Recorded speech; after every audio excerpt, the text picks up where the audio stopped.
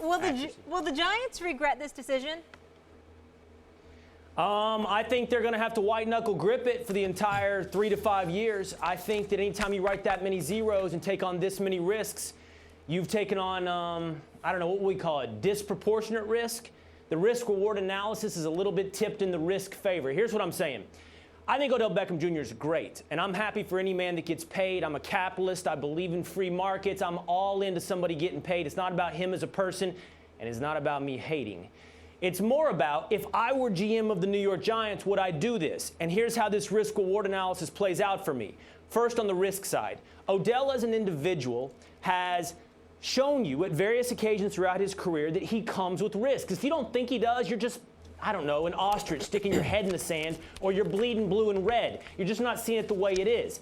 Forget, for this moment, the off-the-field incidents, the videos from Paris, the fear of drug association, John Mara saying something about Odell Beckham's behavior. Read Seth Wickersham's piece. If you want to factor in risk, just watch how many times it seems that Odell toys with the idea of losing, his joy in football. Does he love it? Is it a job? Is it just fun? Up, down, up, constantly. That's risk, okay? That's risk. Bottom line, you flip it to the other side, reward.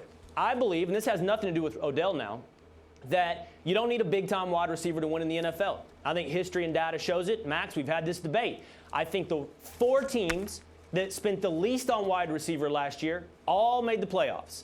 I think 2/3 of all the playoff teams last year were in the bottom half of paying wide receivers. The New England Patriots have showed the model. The Philadelphia Eagles, who did spend more, didn't even have a 1,000-yard receiver on their roster. I just don't believe you build a team with weapons first. You build it inside out, offense and defensive line, and wide receivers are nice, but not necessary. Well, I agree with that. So the risk-reward is off. You do build from the inside out. The Giants revamped their offensive line. They added Super Bowl winning left tackle starting for the Patriots, Nate Solder, and maybe the second best guard prospect in the world in Will Hernandez, you could argue. At any rate, those are 2 excellent pieces to add to a line. And they brought in Omame, I always forget how to pronounce his name. Anyway, who's a veteran guard. Must be great. No, he's just a veteran, but he's competent. They've revamped their line. Now the question is, how do they spend their money? Well, they drafted Saquon Barkley, which means they're looking at Eli. You got 2 years, brother. Let's see you get it done behind this new line. And Odell with Saquon. It's interesting, Will. You say that it's risk-reward. There's on both sides of the ledger, but you lean toward the risk. If it was a Cowboy, you'd lean toward the reward. It's a Giant. I lean toward the reward. Well, Will, my thing is this. I mean, I don't think you have justification for saying that he's not worth the risk. And I think that's what this really comes down to. He has produced. He has superstar written all over him. He is on the field when healthy. There's nothing that he's done that's compromised his ability to play the game of football per se. So the work ethic is there, the talent is there, the level of production when he's on the field is there, and the market is there for him to get this kind of money.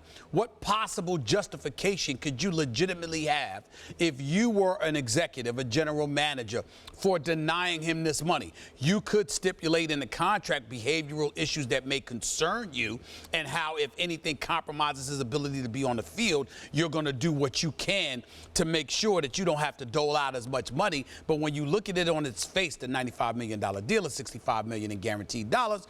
If you made the argument that Antonio Brown is better, I'm with it. If you say that Antonio Brown's level of production is worthy of more money, fine. But to act like this guy is too big of a risk to give this money to, I don't understand where that argument comes from. Well, let me see if I can flesh it out a little more and bring you around here. First of all, Max, if we're kind of fleshing out who's the bigger homer, who's doing this through the prism of their fandom, I believe in the past 2 weeks you've proclaimed that Odell Beckham Jr. has a chance to be the greatest of all time. Correct. Saquon Barkley is the best running back you've seen as a prospect in your time. Correct. And you just said Will Hernandez is the second best guard prospect on the planet. I don't know, was second or first, doesn't matter. I thought he was the second best guard in the draft.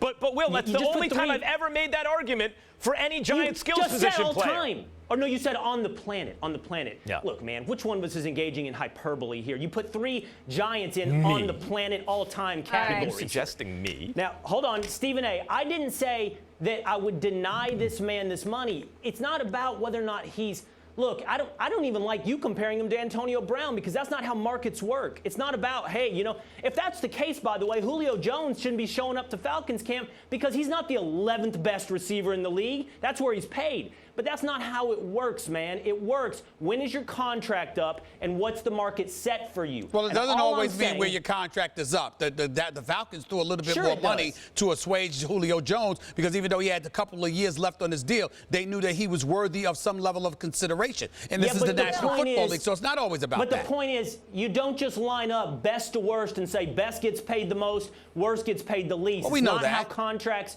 Okay, then. So I'm not insulting Odell. What I'm telling you is, if I were the one writing the checks, this risk reward would bother me. Mainly because of a team building exercise. I don't believe the Giants you pay don't wide have receivers to pay anyone 10% else of your cap.